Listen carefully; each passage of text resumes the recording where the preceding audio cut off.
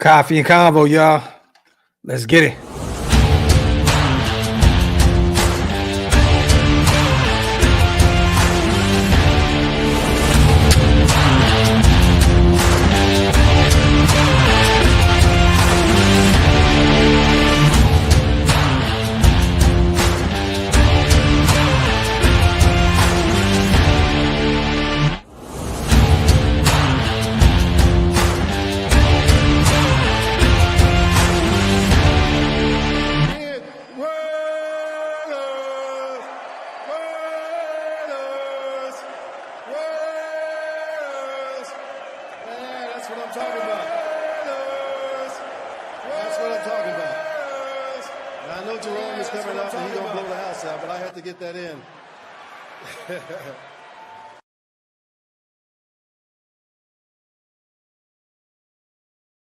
Yo, salute to everybody already here in the building. Welcome to the latest installment of Coffee and Convo. I am your host, Graphk Raider, man. Salute to the greatest chat in YouTube history. As always, I appreciate every single one of you guys. Make sure you wipe them feet. That means hit them thumbs up, and also hit that subscribe button if you guys are not subscribed yet. Draft week is officially upon us. I am hyped.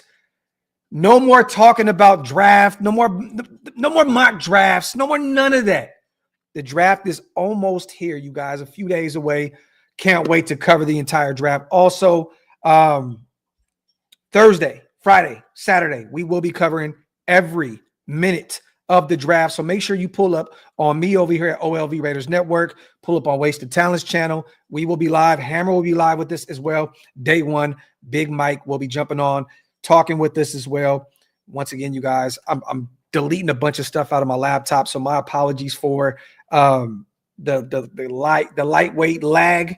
Trust me, I'm working on it right now. The draft will be crystal clear. We'll be good to go, so stay tuned for that. But we got some guests pulling up for the draft. We're going to have some fun. This is going to be a lot of fun this week for Raider Nation. I'm excited. I'm pumped. And I'm just hyped that we no longer have to do our homework on any more players. We can just get to talking about the 9 draft picks or the 10, 11, if we trade back or we move up, the 7, 6, whatever the number is. I'm just excited to start reaching out to these guys, trying to get some of the rooks on the show. This is going to be a real fun time at Raider Nation, man. I'm excited to be able to cover every aspect of this team for you guys this week, man. So salute to you guys. As always, salute to DeMarcus Webb, my dog, man. I agree with you, brother. I agree with you, man. I think yesterday's main event was absolutely dog shit. I hated it. I hated it for the other matches, though, because there was some phenomenal matches, right? Rhea, Io, Belair, they put on a classic. You know, the street fight was fire. There was some really solid matches yesterday. Dom winning the championship, which I loved. You know what I mean? But for that to end that way was nasty work. Day one was terrible, too. Outside of maybe 2 matches, the main event was Seth turning heel was phenomenal. But, yeah, man, we're not going to turn this into a WWE show. But I was definitely pissed off about what happened yesterday in the main event. It was nasty work. It didn't make any sense. The Rock didn't show up.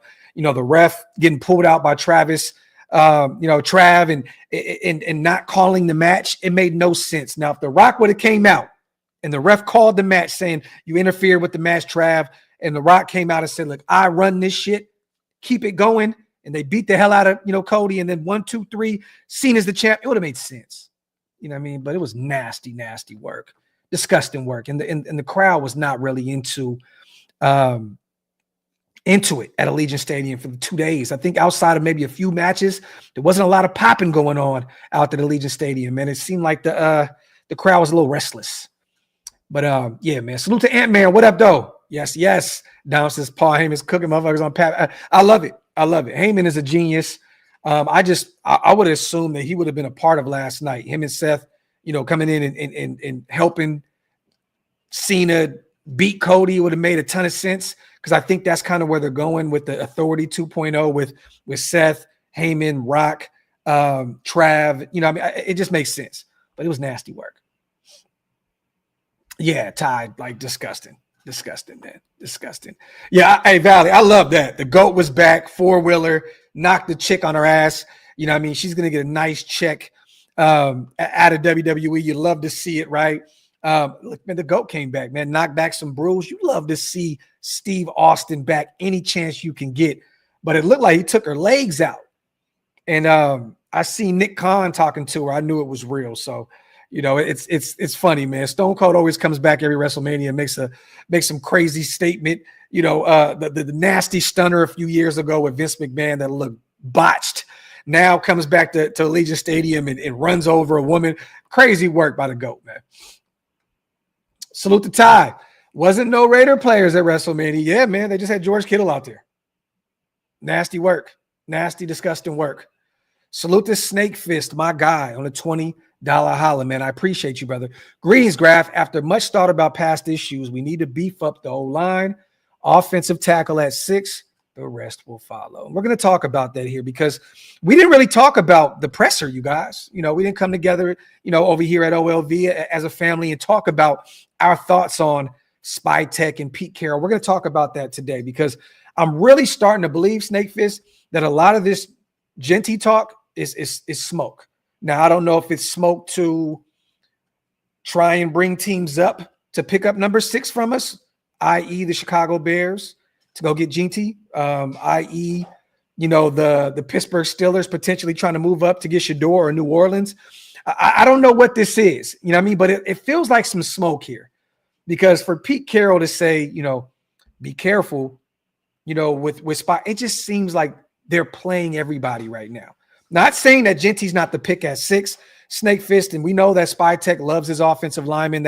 He said it countlessly over and over and over that that's the way they like to build out there in Michigan, up front first, whether it's the defensive line, offensive line. They like to build in the trenches, right? I just feel like right now we're getting a lot of smoke here. And I just don't know if it's really true that the Raiders are really in love with Jeanty. I think that they like him. I do believe that they're really high on Jeanty, but I feel like some of this is smoke right now. And I think that we're all kind of buying into it, thinking that Jeanty's the pick at 6. But I think really, realistically, nobody has a clue outside of the brain trust in Brady, Spytek, you know, and Pete Carroll. You know what I mean? But it's going to be interesting to see. Eddie, I did see Dylan at there. I did see him there, but they didn't show him on camera. Dylan Laube was there. I hit him up on IG. I seen he was over there having a ball, but they didn't show him. They didn't show any Raiders on camera. There's a bunch of logos all over the place, you know, in Allegiant Stadium, but it just didn't really show any, you know, didn't show Jacorian Bennett, didn't show Dylan Laube. I know some of our guys were there, just didn't show him, but they definitely showed George Kittle countless times. Salute to James. Let's go, Raider Nation. Get Jeanty. Salute to my guy, James. Once again, man, it's going to be interesting to see if this is a ton of smoke here, James, because that presser, man, they're not trying to show their hand here. They're not trying to show their hand. You know, there was a ton of talk of, you know, I think that the running back position is not being respected in a sense with how Spytek worded it. You know, like, I'm not against taking a running back early on in the first round. You know, I'm a Michigan guy, and, you know, and that's what, you know, that's what we do in Michigan. We run the ball and so on and so forth. I just feel like for some strange reason, man, there's a lot of smoke here. And ITK, I think there's a lot of smoke around Mimble. I do. I can see him being the pick at 6. But honestly, man, with all this talk, I wouldn't be shocked if it was Mason Graham. If he gets past New England and gets past Jacksonville, I'm telling you guys now, I have this nagging suspicion that Mason Graham may be the pick there. And I'm a little worried, played the run really well at Michigan. Didn't have a ton of success getting to the quarterback. Wasn't a lot of production there. I think he had 3.5 sacks last season out there in Michigan on that defensive line. But I really feel like they're truly, I don't know why, I just have this nagging suspicion that Graham is a guy that they're really, really high on. You know, I know we had a top 30 visit with him. I wouldn't be upset about the pick. I'd be like, okay, cool. You know what I mean? They're trying to beef up that D-line as much as possible. But I have a feeling. I don't know why. I could be totally off base here, you guys. They could be doing all this talk just to take Shedeur Sanders at 6. And if they do, look, I'll be ecstatic because that means that Tom Brady is really sold on him being the future. So look, I'm lost. I'm lost in the shuffle as well. I'm sitting here thinking, who's it going to be? Could it be Jalen Walker? Growl, right? I know that they're high on him. You know, the linebacker / edge rusher out of Georgia. Maybe they want to move back to get Barron, or maybe they take Barron there at 6, the kid out of Texas. I don't know. It's lying season right now, you guys. And when Spytek said, be careful, or no, when Pete Carroll said that to Spytek, it kind of got me wondering a little bit, like, these guys are really playing everybody. This is not Pete Carroll's first rodeo, you guys. 73 years old. He's done this his entire life. Head coach for USC, head coach in Seattle, a ton of success up there with the Seahawks. This is not his first rodeo. And, it just seemed very like a show. It seemed like a show, like they knew exactly what they were doing. It seemed like they knew every step of the way where each other were going. Like, you don't build that kind of chemistry overnight, you guys. Like, it seems like Spytek and Pete Carroll have been together for many moons already, doesn't it? It feels like adults are in the room, but it also feels like these guys have known each other forever. Like they just have that already just instant chemistry amongst each other. Like, it's crazy to see these guys talk. Like, Tom Telesco and AP didn't have that initially, right? They didn't know each other. They didn't have a ton of time to really learn each other. They didn't have that. This is like the same amount of time with Spytek and Pete Carroll coming in. It just seems like they already make this great duo, Scotty and in Jordan, or LeBron and Irving, whoever you think is the dynamic duos in the NBA. It feels like we already have that with these guys. Like, they built that rapport quick, fast, and in a hurry. It's just weird. It's weird, man. Salute the pace. Kolton ain't going nowhere. I can't see us taking the tackle at 6. Pete is old as F, and I'm not trying to build slow. He wants to win like yesterday. Salute to my guy Pace, man. You never know, man. You never know. Look, I'll tell you right now, Pace. Carroll is going to have a lot of say with what this team does moving forward. But I do believe that Spytek and Tom Brady have the iron fist, in a sense, with that brain trust. I think that they're going to go whatever way they choose. I think this may be a situation where it's a 3-headed monster, and whoever gets overruled gets overruled. If Spytek and Brady want Shedeur, he's the pick at 6. If they want Mason Graham, he's the pick at 6. If Tom Brady and Spytek say we want Mimbu, that's the pick at 6. But if Tom Brady and Pete Carroll want Barron at 6 and Spytek gets overruled, I feel it'll be the same thing. I do believe that this is a 3-headed monster and that somebody will get overruled. But I don't know, man. Spytek has a 5-year deal. Brady's there for the foreseeable future. He's a minority owner. You know what I mean? So I do believe that those guys will overrule anything there at 6. I think it's a collaborative effort. Don't get me wrong, you guys. I don't think that Pete Carroll came back to a situation after taking a year off where he's going to be, basically micromanaged. Like, just give me whatever you guys want and I'll work with it. I don't think that that's the case. I think that Pete signed up here because he has some say. He has some power in a sense. But I do honestly believe that, I think that Spytek and Brady will overrule anything if they see a fit there at 6. I think they're going to say, this is what we're doing. Remember, you guys, Pete Carroll has a 3-year deal with the 4-year, 4th year being a team option. So once again, Spytek 5 years, Brady's there for however, minority owner. He'll be there forever. So once again, I do believe that they're going to kind of look at this as, what is Spytek and Brady doing? And he'll have, Pete Carroll will have some say for sure. But I do believe that this is a Spytek and Brady draft with Pete Carroll's fingerprints all over it. Salute to Mr. Wrong. Hey, Graphk, are you still having Amy Trask on the show, or did I dream that? Can't wait for your draft shows. Yes, we will. We will. At some point this offseason, we will have Amy Trask. She already told us that she would love to come on the show. I know Stu has been dealing with some family things and this move, so he's got a lot going on. But once Stu gets back, this is a show that we wanted to do with Me Wasted and Stu with Amy Trask on. So definitely we'll put it all together this offseason. At some point, we will have the Princess of Darkness on. But she is already committed to the show. We just got to put it all together. Best time to do is probably after the draft. It's going to be a little slow time leading up to the season. We'll definitely bring on the Princess of Darkness very soon. Salute to Mr. Ron. Appreciate you for reminding me that as well. Let me see, man. Let me get my guys on. I think I missed one super, and I think we're pretty much caught up. Salute to my brother, Hug D's, in the building on the $20 holla. Happy belated Easter to you and the family, bro. Stomped around our old grounds. Had to visit some spots, Taco Tree in Auburn, Roundhouse Deli in Roseville, cheesesteak shop, and squeeze in. Time to get back in the gym. Salute to my guy, Hug D's. He was out there in my city of Sacramento this past weekend. Sent me a few pictures. Did you go to the squeeze in, the one on Power Inn, right? Power Inn and Fruit Ridge? Squeeze in is goated. It's definitely goated. Now, I'm not too familiar with the Auburn area and Roseville area because I'm a South Sacramento guy and I never really left my area like that, until I got older. But I'm not really too familiar with Auburn and Roseville. I'm just a Sacramento guy. But yes, Squeeze In is goated. Power Inn, Fruit Ridge. If you guys are ever in the area, go check out Squeeze In. One of the greatest hamburger spots you can find. Salute to my brother Hug, man. Salute to Johnny on a $5 holla, man. If we're picking lower, I'd be fine with O-line. But at 6, we need offense. Didn't address O in free agency. Need to do it in the draft. Jeanty or Sanders. Okay, salute to Johnny. I'm not mad about that. And I don't think that you bring in a guy like Chip Kelly to limit his assets on the offensive side of the ball. You know what I mean? I don't think that you bring him in to just work with nothing.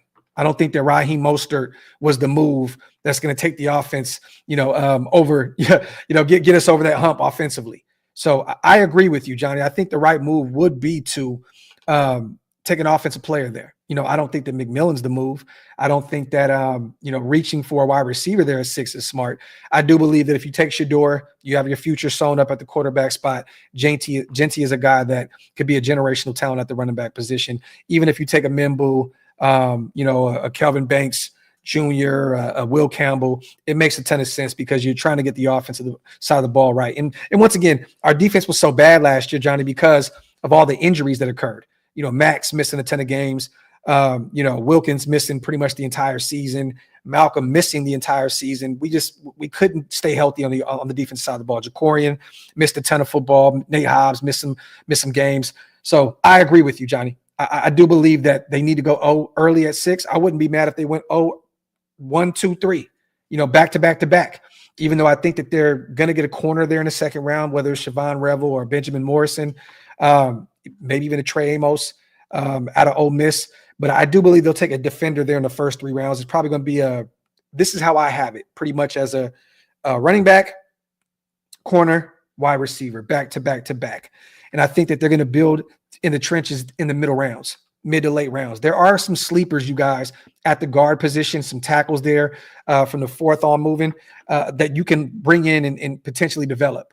But I do believe, and I keep hearing that these guys love what they have already on the offensive side of the ball in the trenches, on that O-line. I do. I don't know what's going on with Kolton yet, and hopefully they get something done pretty soon. You got to pay him what he weighs, in a sense. He's not a top 5 left tackle. He's not, sometimes he plays like a top 10 left tackle, but it just has to make financial sense, with the market. You don't want to overpay Kolton Miller, but he's still there. He's under contract. There's no guaranteed money here. And I think we'll get some answers with Kolton Miller here very soon once the draft is sewn up. If we take a left tackle early, then I think that it's pretty much a foregone conclusion that we're moving on from Kolton Miller. But I don't think that makes a ton of sense. I don't think it makes a ton of sense to move on from Kolton Miller right now, but I agree with you. I agree with you, Johnny. Salute to my guy. Salute to James. If not Jeanty, build the O-line with the first 2 picks. See, I'm not with you on that, brother. I'm not with you taking 2 offensive linemen back to back. I don't think that our offensive line is that bad that you have to build on that line back-to-back picks. Those are premium picks. You're taking someone there at the top of the first and at the top of the second. I don't think you need to get a tackle and a guard that early. I don't think our O-line is as bad as a lot of people assume it to be. We have JPJ who will be the center, and he has all-pro ability written all over him if he can stay healthy. You still got Kolton on a 1-year deal, and we'll figure that out, right? I know they're high on Jordan Meredith. Thank you, bro. I know they're high on DJ Glaze. We have Mumford coming back from that injury. We went and got Alex Kappa, a guy that Tom Brady and John Spytek have a ton of, experience with. So I would be I would actually hate that if we went back to back on the offensive line. I actually like some of these guys that we have out there. What are we doing with Parham? He's still on a rookie deal. We have some guys that we can still develop and see what they have, leading up to their second deal. Parham has a deal coming up here in a year or so. What do we have with him? Is he a backup at this point? Is he going to be a starter, with Chip Kelly and company? We shall see. But I don't think that's smart. When you need a running back, you need a receiver, really an X out there on the boundary. I don't think that would be smart to take back-to-back O-linemen. Salute to Mutation, my guy. Let's be real here. If the Raiders pass on Jeanty, everyone is going to be super disappointed. Raider fans are trying to talk themselves into other players because deep down they want Jeanty, but are preparing for the worst. Well, this is a thing too, Mutation. We have to kind of set ourselves up for there may be a team that takes him before us. The Giants are unpredictable. I do believe they'll end up with Abdul Carter or Shador there at 3, but they're unpredictable. They really are. What are they going to do? Jacksonville has a new head coach, a new offensive head coach in Cohen. Maybe he wants to improve that running back group. What if he takes Jeanty? What if New England, says we don't need Will Campbell there. We don't need Membu there. We don't need offensive line help. We're going to go ahead and take the best player available with Jeanty. So what if Chicago moves up from 10 in front of us to take Jeanty, which is very possible. We don't know. But I say this. We can't be married to any player right now because there's so many different scenarios that can happen, Mutation. We can't be married to Ashton Jeanty, which I do believe will be the pick, but I can't be married to that because I don't want to set myself up, for disappointment. Same thing with Shador. We're not married to him. We brought in Geno Smith. So now if Shador is available at 6, I'm not going to be disappointed if we don't take him there at 6. I don't think it's smart for any of us to be married to any player right now going into the draft Thursday night because there's so many different scenarios that can play out. Somebody can trade back, somebody can move up. There's so many different scenarios that can play out. Thank God it's almost here, and we'll pretty much see what we have in store here on Thursday night and how this thing is going to shake out. But I'm just not going to be married to any player specifically at 6 because I don't want to set myself up for disappointment. But you're right, though. You're right because all signs are pointing towards Jeanty being the pick. But once again, maybe the Raiders are trying to make that the thing.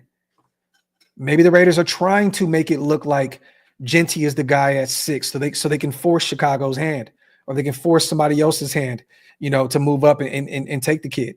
We don't know yet. We shall see. Draft night is a few days away. Salute the pace. Honestly, none of us know shit. I had to stop doing mocks. Laugh out loud. Yeah. Nobody knows anything because once again, Pete took a year off. Brady's going to be in the fold. We don't know what he looks like in terms of drafting. We don't know what Spytek looks like with being the actual general manager now. He's actually a general manager. He's not just a scout and a guy that's in the war room helping these guys make the decision. He's actually one of the decision makers. So I think it's kind of unfair for us to say that Spytek is this and Spytek is that, and historically he does this and historically he does that. We're not going to know until this draft is over, you guys. We're not going to know how Spytek drafts until Saturday night, Sunday morning when the draft is up, and we bring in a ton of UDFAs and we build this thing to the draft. We're not going to truly know what Spytek does, and we'll know this week when the draft is up. Salute to Mando, Raider Nation for life. Draft week, get a stud at 6. Salute to my guy, man. Facts. Salute to everybody here in the building, man. Wipe them feet, hit them thumbs up. If you guys are not subscribed yet, what are y'all waiting on? Make sure you hit that subscribe button, man. Salute to Silver Surfer on the 5-hour special. We need one more power player on the O-line, and we'll bring him in. I don't know if that's a guard. I don't know if that's a tackle. I don't know what it is, but we're definitely going to still build in the trenches on the offensive side of the ball. So trust and believe we're not done, building on in that room. Trust him. It may not be in the first round. It may not be in the second round. It may not even be in the third round. But we are going to continue to build that O-line up. And don't be shocked if we bring in some UDFAs that could potentially make some noise on that O-line as well. There's some late round guys, some small school guys that we could potentially bring in the 5th, 6th, 7th round that can help shape this O-line. Would it be great to have a Membu? Yes. Would it be great to have a Will Campbell? Yeah. Calvin Banks, a Josh Simmons at Ohio State, it'd be phenomenal. But once again, if you take one of those guys, you're potentially passing up on the likes of an Ashton Jeanty, the likes of a Shador Sanders, the likes of, McMillan, or one of those skill players that can come in and really help, turn this offense around. We need some explosiveness on the offensive side of the ball, man. Last year was a tough year to watch outside of Brock Bowers and Jacoby Myers. We need some help out there. Not only on the O-line, but I'm talking about skill players. We need some help. We need some running backs. We need some wide receivers. I don't think that this group is over with Raheem Mostert, Zeus, Dylan Lowby, and Sincere McCormick. We're going to add to that group. We're not done yet with just Trey Tucker, Jacoby, and Brock Bowers out there in the fold. We're going to add to those rooms. Salute to Silver Surfer. Salute to Squid, my brother, man. Killarney's Huntington Beach placed 2 on draft day. Salute to my guy Squid.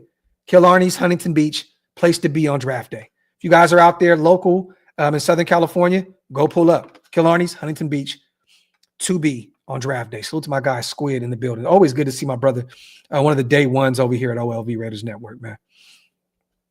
Salute to Hug, my dog. NFL Network did a piece on Jeanty. Dude's a Navy brat who lives the creed. Probably the most selfless, hardworking kid in this draft. I'm not going all in on him being a Raider, but damn, it would be nice. This is facts. Hug, a guy that, originally was born in Jacksonville, which a lot of people don't know. A lot of people assume that he's from Frisco, Texas, because he went to high school out here. But yes, a Navy brat, a guy that was born out there in Duval, but pretty much raised out here in Frisco, Texas, in the Dallas area. So I know a lot of people are saying, Jacksonville will be interesting because he was born out there, and the Cowboys as well because he went to high school locally. It's going to be interesting to see where Ashton Jeanty goes, man. I think he can go as early as 4. I think he can go as late as 12. I think he's in that 4 to 12 range. 4 being the earliest with New England, the latest being the Dallas Cowboys at 12. Because it'd be a shocker to see Chicago potentially pass up on him. Salute to my guy Hug, man. Salute to John White. Would love the running back pick at 6.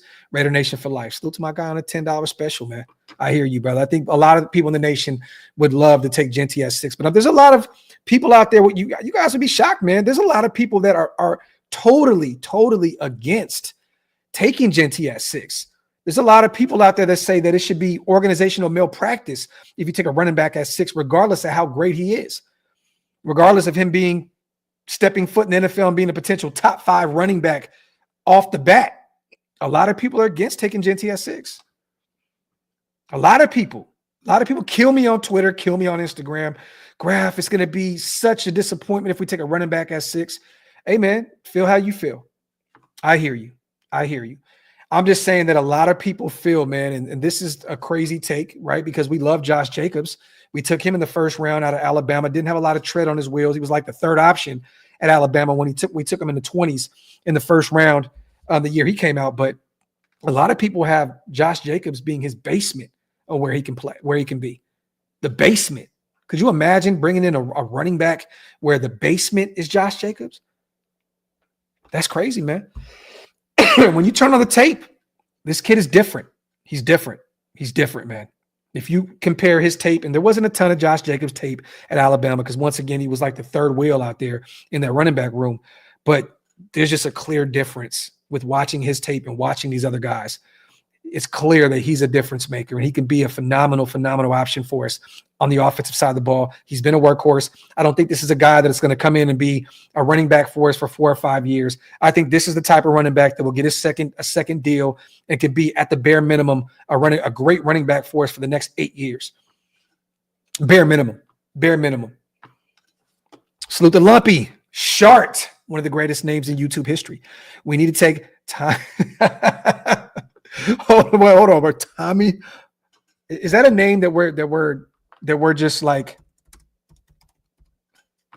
Oh, the quarterback. Okay, I thought that Sharp was trying to give me the kid out of Montana State. I don't have a ton of intel on this kid. 6 foot, Montana State. I thought Lump, you was trying to get me with one of them funny names. 2,700 yards throwing, 31 touchdowns, 2 picks. 6 foot, 208. Okay. Small school guy. All right. Salute to Lumpy. Let me make sure I can catch up on these supers. And once again, my apologies, you guys, with the lag today. I don't know what the hell is going on. I got to get this right before the draft. Let me get rid of a few windows. All right, boom. Get rid of that. And all right. Got to clean my storage up on my Mac. Got to get it together. Lots of raw talent. Okay, Dom says Cam Miller. I just was not sold on him watching him at the Shrine Bowl. I covered him all week. I didn't like it. I didn't like what I seen with Cam Miller. I just didn't, man. For those who are not familiar with Cam Miller, South Dakota. Kid's an athlete. I just was not sold on what I see. He did not stand out to me at all at the Shrine Bowl during the practices. The only kid that really did to me was Kyle McCord, the kid out of Syracuse. Yeah, Just Raiders, baby. I'm going to clean it up. I'm going to get it right.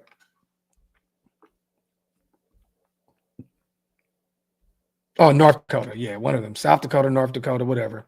I always butcher those two schools. Those schools out there with Iowa State, Montana State, North Dakota, South Dakota. It always just confuses the hell out of me, man. Dom says Brady Cook in the 6th. I'm not a Brady Cook guy. The kid out of Missouri, not sold on him either. You know, I know him and Luther Burden had some success out there in Missouri. I know Membu was his sparring partner there on the offensive line. He was his right tackle. I'm not that big on Brady Cook. Once again, another kid to me that didn't stand out at the Shrine Bowl at all, to me, and he had a chance to. Let me see. Get some questions in, you guys. Salute to Steven. The Talking Heads claim a team shouldn't take Jeanty unless he is the last piece. Then who in the top 15 is a piece away? Yeah, man. At that point, I mean, right? You're looking at Jeanty falling to the 20s then, if it's only a piece away, right? That's not going to happen. It's not going to happen. I think last year, Steven changed some things with the way people look at the running back position, right? Including myself. You watch Josh Jacobs go out to Green Bay. He has a phenomenal year. They make the playoffs. You see Derrick Henry, a ton of people, don't pay him. He's up there in age, so on and so forth. He goes out there and has a massive year for Baltimore, helps lead them to a playoff appearance out there in Baltimore. You see Saquon Barkley leaves the lowly New York Giants, goes out to Philadelphia. He's the missing piece that helps them get over the hump to win a Super Bowl out there with Roseman, Howie Roseman and company. Like, right? Like some of those guys, you look and we're like, don't pay any of these guys. They were the last pieces to help those teams kind of get over that hump. I'm not here to say that Green Bay took the league by storm last year, but Josh had a phenomenal year and they made the playoffs. Derrick Henry, was Baltimore a success? No, they weren't. They were trying to win a Super Bowl, but it wasn't Derrick Henry's fault. He went out there and had a massive year for them. So, but yeah, man, I think that teams are going to look at what happened last year and say, okay, man, maybe we are undervaluing the running back position, and maybe it's not blasphemy to take a running back there in the top 10, especially if Jeanty is the guy there. Wipe them feet, y'all. Hit them thumbs up. Get those likes up. Salute to the 1,000 people rocking with me in the building on Twitter or YouTube. I appreciate all you guys. Yeah, ITK. There you go. Talk that shit. I love it, Matt. I don't even know if Will Howard's even going to fall there, though, to be honest. I don't really know if Howard's going to be available that late. The video, with Gruden hyping him up and saying he could be the next Josh Allen and, him coming off of a national championship with Ohio State. I think he's maybe a top three round guy. I can see Will Howard going as high as the 2nd round, as low as the 3rd round. But if he's available there in the 4th, you run there and you go get him. He's a 6'4" guy, prototype quarterback build. I think Tom Brady and Chip Kelly have a field day with bringing in Will Howard. Even though I know that they're high on Quinn Ewers, and now there's a report coming off of another report at the Combine that the Raiders were high on Jalen Milroe, that were high on him as well. So it's going to be interesting to see if the Raiders really are high on Quinn Ewers or Jalen Milroe. And I have Milroe going in the 2nd round. Some team is just going to say, you know what, we'll reach there in the second round and take him Jalen Milroe because of all the talent, all the athleticism that he possesses. Somebody's going to take a flyer on Milroe there in the second round. It's not a coincidence, you guys, that he was invited, to the draft to be one of the players out there to walk across the stage. I think there's a team that's already dedicated to Jalen Milroe, potentially at the top of the second round, the Giants, the Browns, or maybe even a team that sneaks back into the first to take Jalen Milroe. He may be a first-round guy. Who's to say? Yeah, Pittsburgh may take him. Once again, the Giants can jump back up from the second to the first. The Browns can do it. We shall see. Man, he has dropped like tremendously immunity. At one point, people had Rourke out of Indiana as like a top, 2-round guy. Played in a NFL ready offense out there in Indiana. He has the measurables. He has the build to be successful at the next level. And his name just kind of fell off the globe. There's a lot of mocks, you guys, where Rourke ends up being a UDFA.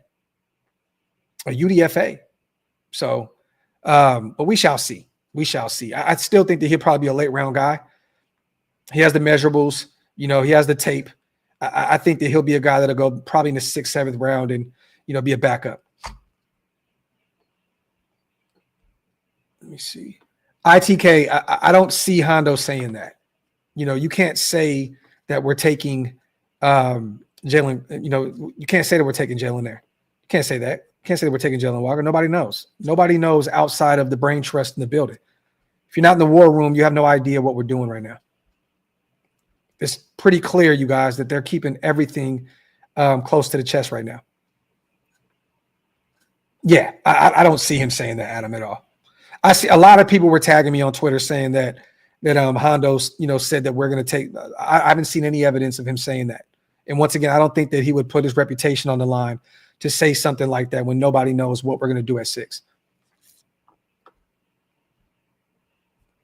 I'm not here to say this is the guy. I can give you guys my take and say that I think that we're going to take Jeanty at 6, that we're going to take Siobhan Revel in the second round, and that we're going to take Jack Beck out of TCU in the third. I can give you my take, but I'm not going to say this is what we are going to do because more than likely I'll be wrong. So Jay Raiders 6, I think Membu or Jeanty. Okay. I'm going to ask you guys this. Are you buying this smoke?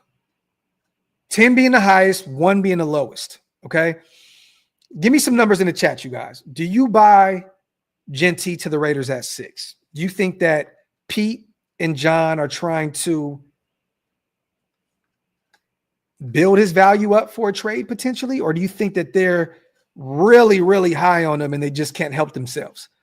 Do you think this is just them being very giddy about Jeanty at 6? Or do you think that this is just them selling smoke right now and hoping that potentially a Ben Johnson in company out there in Chicago and that brain trust to move up to go get him and we can pick up some extra draft capital? See, I see a lot of low numbers here. 2, 5, 6, 3. Some 10s. Matt has a 7. Eddie has an 8. Lurks has a 6 or a 7. Lucky says 50-50. Dan has a 0. Okay. Now let me ask you guys the same question with Quinn Ewers. Are you buying this smoke with Quinn Ewers? There's a lot of talk that already has him pretty much signed, sealed, delivered to Las Vegas there in the 3rd or 4th round. Do you think that that's a kid that they're already looking at to come in to back up Geno Smith? Same question, you guys. Let me know. 10 being the highest, 0 being the lowest. Are you buying the hype with Quinn Ewers being a Raider? Because it sounds like it's a foregone conclusion in the media now that he is a Raider already from, whether it's the 3rd or the 4th round, he's a guy that's going to the Raiders. I've even seen some people and some media heads having him being a Raider in the 2nd round. A lot of low numbers. See, a lot of people aren't high on Quinn Ewers, including myself. Okay. Salute to the chat. Salute to Quad. Clenched fish soldiers. The owners basically tried to devalue the running backs last year. They were all on Zoom trying to figure it out. I really believe it's Jeanty and Milroe. Okay. So, Quad, you got us going Jeanty and Milroe back to back? Salute to my guy, Kawhi. Salute to my guy, Kawhi. I hear you, my brother. Appreciate you on a $10 special, man. Salute to Ty. Bottom line, this draft is way less predictable than WrestleMania. Nobody knows what's going to happen. Yeah, hey, Ty, I picked every winner right. That's how predictable WrestleMania was this year. Both nights. I picked ask Hammer. We have a wrestling thread on our chat. I had every one of them right. Hammer was like, bruh, like you need to just be a writer at this point for WWE. I had every one of them right. Literally got every single one of them right. Salute to Hug. My belief, if Sanders is there at 6, Brady forces that pick. If not, the pick is Jeanty at 6. Thoughts? Hey. I kind of said the same thing, Hug. If Sanders is there at 6 and he's the pick, it's a Tom Brady special. Tom Brady is the ruler of that. He's the one that says, trust me, you guys, he's the guy. If Sanders goes at 6, I'm telling y'all now, a lot of people will be very upset because of you're taking a quarterback at 6 after signing Geno to, essentially a 2-year extension, right? So he's here for the next 3 seasons, which you can get out of that contract pretty easy in the next year and a half or so, right? But be excited because if we take Shedeur at 6, this is Tom Brady putting his reputation on the line. I'm telling y'all now, it's not Spytek, it's not Pete Carroll. This is Brady saying this is the guy of the future. So if we take Shedeur, and for a lot of people that don't love Shedeur and don't like the pick because it can't help us win right now, be excited for the future because that is Tom Brady saying he is the guy. But I hear you, Hug. I hear you. If he's there and we take him at 6, that is Tom Brady written all over it. If not, Jeanty at 6. Okay. The thing is this, Membo doesn't have years of tape. This is a kid that kind of just broke out, this past year and looks like a guy that could be potentially an all-pro right tackle at the next level. I don't know if Spytek and company put their reputations on the line and take a guy there at 6 that doesn't have a ton of film for years. Like this is and mind you guys, I'm not here to say this is a 1 year, just a 1 year guy. I heard about this kid even going before into the season. I know a lot of people are like, we just heard Membo's name. Nah, I mean, if you really watch football and you watch even at the collegiate level, people knew who Membo was. He was making noise, but there's not a ton of tape on him out there. I don't know if these guys put their reputation on the line by taking Membo there at 6. With not a ton of tape on him outside of this past year, where I don't know. Going to be interesting to see if Will Campbell drops to 6, though. If New England passes on him at 4, and let's say Jacksonville doesn't take him there at 5 to help build up that O-line out there in Jacksonville to protect Sunshine, it's going to be interesting to see if they take Will Campbell there. Put him there at guard, and with Kolton Miller's contract kind of up in the air, you can put him at guard in year 1 and have him be your left tackle of the future. I wouldn't be shocked. If Will Campbell was there at 6, I would not be shocked if the Raiders took him there. And, let's just say Kolton decided to not sit out and play the rest of his contract through this season. You can put Will Campbell there at guard and have your guy of the future already there, ready to take that left tackle spot and be your guy that anchors the left side of that offensive line for the foreseeable future. Salute to King. I think between that presser and what the GM said at the combine, I think it's too much smoke. GMs and head coaches are notorious for not wanting to say anything. No way they act like this if he's the pick. Okay. I hear you, King. Salute to my guy on a $10 special. I hear you, my brother. I hear you. Salute to the chat, man. Wipe them feet, y'all. Hit them thumbs up. Make sure you hit that subscribe button if you guys are not subscribed yet. Once again, this was not a planned show, you guys. I haven't seen you guys for 4 or 5 days. I wanted to do at least 1 or 2 more shows leading up to the draft. So this is your guys' show. Get some comments in. Let's have some fun. I didn't really have anything set up. I don't have any articles that I wanted to go over. None of that. Just wanted to talk about some of the smoke, the Spytek presser, the smoke around Jalen Milroe, the smoke around Quinn Ewers. Just once again, this is not something that I had set up. I just wanted to talk with my people and have some fun.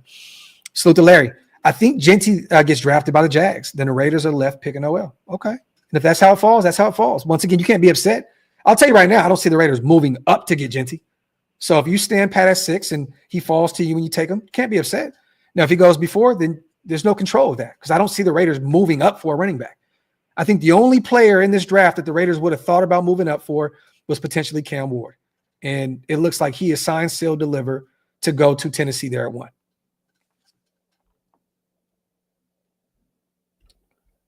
I don't know, bro. I don't. You know what? Let me say this. I don't think it's smoke at all. He has some tape out there. He's won some games as a starter. I don't think he fits the mold of what we're trying to do moving forward with Chip Kelly, calling the O. And I said this from day one when we got Chip Kelly, and and then later on we signed Geno Smith, and even with all the smoke of Shador, I just thought that AOC didn't fit what we were trying to do moving forward. So I don't think it's smoke at all. I do believe that the Raiders would potentially move on from AOC if they can get a late round pick for him. I think Aiden has played his last snap as a Raider. Is it the right move? I don't know. We shall see. But I don't think it's smoke at all. This is a kid that is not going to start for us. He'll probably be the third option because once again, Chip and Pete and these guys are going to go out there and get another guy in this draft, whether it's in the first round, third, fourth round, and he's going to be the next guy that they develop. I just think that AOC just doesn't make a ton of sense for this regime moving forward, regardless if he, went out there and practiced with Tom Brady, regardless if people think he's baby Brady because he's a statuesque type guy in the pocket. I just don't think that he fits what they're trying to do moving forward. Mikey, I love both those guys. I do. But I'll say this. I wouldn't be upset about either one of them. Love Quinshon Judkins. He can be a workhorse for this team moving forward. Trayvon Henderson is a phenomenal athlete. I think he would be the guy in the second round if we do not, take Jeanty in the first because of his, pass blocking ability. He's probably the best pass blocker running back, in this draft. Kind of clear cut too. He's dealt with some injuries. Has an injury history, but this is a kid to me that can be one of those ones in this year's class. So I would take Trayvon there in a second if we don't take Jeanty in the first, and I would take Quinshon Judkins in the third round if we do not take a running back in the first 2. So I got Trayvon being the guy. Once again, he's phenomenal blocker, underrated in the passing game, and he could run the hell out of the football. And he rarely fumbles the ball. Rarely fumbles the football. You know what I mean? So that's one thing I love about, a slew of things that I love about Trayvon. Salute to Kawhi, my guy on the $5 special. I believe you. Brady likes Sanders. This would mean so much for Sanders' confidence, even though he has that anyways. He wants to be a Raider. Talk that talk, Kawhi. Talk that talk, my brother. Salute to my guy. Salute to S. Hey, Graphk, are the Bucks the only team Spytek helped to bring in players? No. He's spent some time out there with Denver. He spent some time with Philadelphia. This guy has a proven track record. He's been, all across. You know what? Let me bring this back up. I'm going to show you guys his resume, but he's been around forever. Salute once again to the chat. Spytek. And we'll go over his resume here. Detroit Lions, operations intern, 2004. Philly intern, 2005. College scouting assistant, 2006 with Philly. 2007 through 9, college/pro scout with the Eagles. Cleveland Browns, 2010 to 2012. Director of college scouting. Denver Broncos, Southwest area scout. 2013. 2014 to 2015, national scout for the Denver Broncos. 2016 to 2020, Tampa Bay Buccaneers, Director of Player Personnel. 2021 to 2022, Vice President of Player Personnel for Tampa Bay. And then 2023 to 2024, Assistant General Manager. So a ton of experience at the NFL level with the slew of teams. Salute to Gator Don't Play. I say Jeanty with our first, Milroe in a second. EO Sky. I love to see that she won that too. She deserves it. Salute to my guy, Gator Don't Play, one of the funniest names in YouTube history. Salute to Ty. Going based off the presser and what Spytek said, the pick has already been in the building out of the group of guys that came in. The question is, which one? I think they're going to be doing their homework leading up to the night of the draft. I think that they have their big board ready and that they know who they want there at 6. But once again, things change. People move up. People trade back. Raiders may move up. Raiders may trade back. We just don't know. We don't know. But I do believe that they have their big board ready to go. And I think they have an idea of where they want to go there at 6. Salute to Adam. Love that content. Salute to my guy, man. Let me see. Yeah, definitely isn't stupid. He's official, knows how to scout and bring him in. Definitely. And he's a scout at heart. He pretty much said that, at his introductory presser, S. Dot, coming in, like, this guy loves to scout talent. That was the thing that we loved about Champ being in the building as the assistant GM, is he's just a scout at heart. You know what I mean? And these guys just love going out and scouting talent. That's why I'm so excited about Spytek being in the building. That's why I loved that Champ Kelly was around for so long, because that's what he loves to do. I'm telling y'all now, when I was at the Shrine Bowl, I watched Champ go out there and literally analyze everything. There were so many scouts out there, including Raider scouts, that once again, they didn't know if they had any, if they had a job, because Spytek took over and Pete Carroll took over, right? So some of them were kind of checked out. I'm not going to put any names out there, but I seen it clear cut. They were kind of just out there just talking shit with people. They weren't even out there scouting talent. They were just, but even other teams, there was other guys out there just kind of treating that as a reunion of sorts, kind of out there just talking to other scouts that they used to work with other teams. Champ was just laser focused. Every time I took a look at Champ in his direction, he was taking notes, looking at specific players. He was dialed in. You know what I mean? So, and that's what you get from Spytek. Once again, I've said this a million times, you guys, at the Shrine Bowl Hotel, where we were conducting all the interviews. When the day we signed Pete Carroll, people were coming up to me because I was rated out saying, Spytek is that guy. Spytek is that guy. The day we bring in Carroll, like, that's crazy to see that a guy that has won a national championship and a Super Bowl, but people are literally coming up to me, you guys got one in Spytek. You got one in Spytek. And then I had the honor of meeting one of Spytek's best friends and sat with him, and we text and we talk all the time now. And for him to just tell me how laser sharp he is with football and the way he goes about his business, like, I got a lot of intel on Spytek, you guys, and he is that guy. Like, I don't think people realize it may take some time, may take a couple drafts, right, to get this thing going in the right direction. But we got one of the ones with Spytek as the general manager. There's a reason why Brady brought that guy in. He is very, very, very respected amongst NFL circles. People love John Spytek and they love his football mind. We got one. And once again, give him a little patient, be a little patient. It's going to take a draft or two to really get this thing going in the right way, where we can become perennial playoff contenders and potentially, a year or so fighting for a Super Bowl. But we got one. I'm telling y'all now, man. I've talked to so many people. This dude is one of the ones.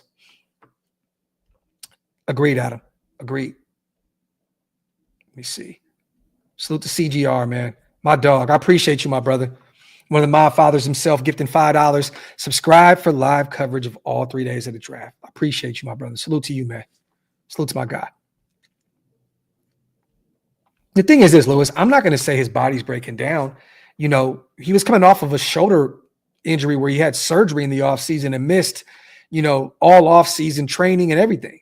So we expected him to start this season off pretty rough. It was clear cut that he didn't have the power that he once had. And, we started to slowly but surely get it together after week 6, week 7, he started to kind of turn into the old Kolton that we've seen. But this guy has fought through injuries his entire career. I mean, he had ankle injuries.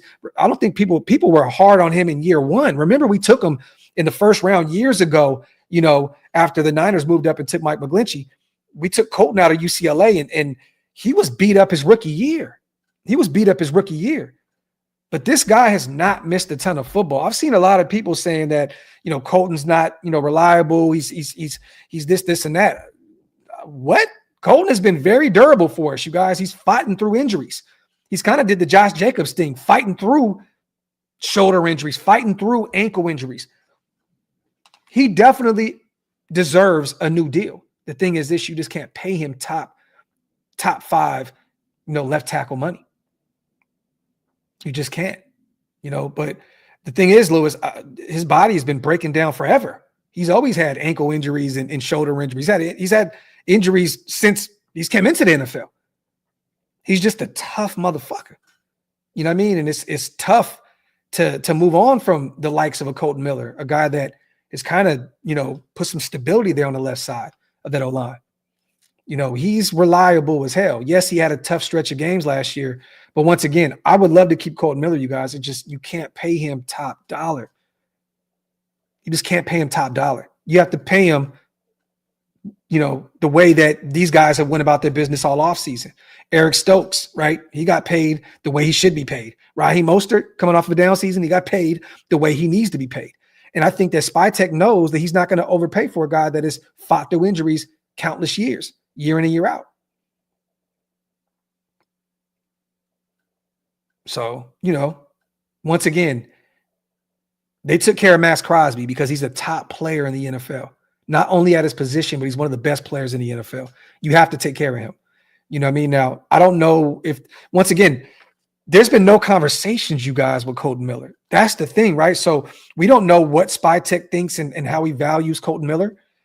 Kolton Miller hasn't talked to him. His representation hasn't sat down with Spytek at the bargaining. There has been no conversations.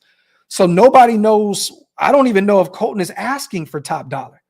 Kolton may just say, give me some guaranteed money. And maybe Spytek and company are saying, well, okay, we'll show up to voluntary workouts, and let's see, what that shoulder looks like after putting yourself through hell last season and fighting through that injury and battling and getting better as the year ended. But once again, maybe there's just been no talks of either of these guys coming to the table yet. But, maybe they're waiting for the draft. Maybe this is, once again, you guys, a Spytek and Pete Carroll bargaining chip. Maybe they want to throw people off. Maybe they want to throw people off. Kolton hasn't come out and said anything reckless. He hasn't went to social media and put up any subliminal shit. Maybe this is them trying to throw off teams and for what direction we're going to go at 6. This could be them using Kolton Miller's situation as a bargaining tool. Like, hey, we're having problems now with our left tackle. He's holding out with voluntary workouts. Maybe they're using this situation to their benefit. Nobody's talked about that. Maybe this could be a situation where all parties are saying, ha, ha, ha, ha, ha, behind the scenes. Kolton's deal gets done right after the draft, and we move on.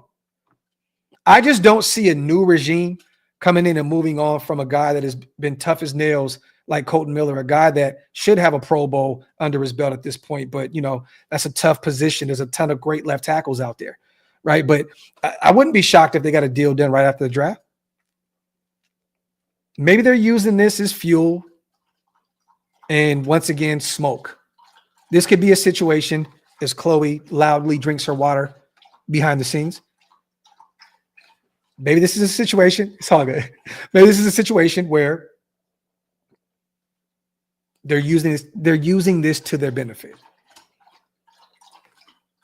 You never know. Salute to my brother Halo in the building, man. Always good to see my brother Halo in the building. Salute to my dog. Tiff said, hey, Halo. Eddie, I don't think you're going to hear anything about Tyler Lockett until the draft is up.